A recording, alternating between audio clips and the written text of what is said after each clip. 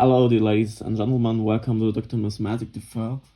I will make today a video about Indian replacement notes only in English right now, and I want to declare what is a replacement note. And yeah, so you have here a 100 rupees note. How we can see it is a replacement note, so we can see it on the prefix. It's here 2cc and a star, and it's also called star note, like the US dollars replacement note. And what is a replacement note? A replacement note is a note who replace an arrow note in a bundle.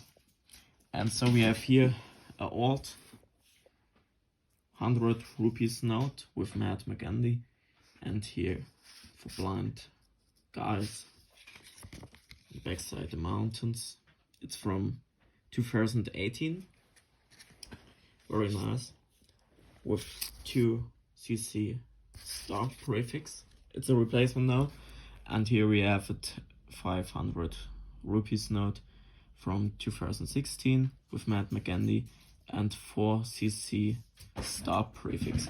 And a great thank you to Harsh, my Indian collective friend, for this note. It's very great. And yeah, replacement notes are very rare, and that's why they are more valuable than a normal banknote, and they are very rare in Germany to find. And so I'm very happy to own 2 Indian replacement notes here.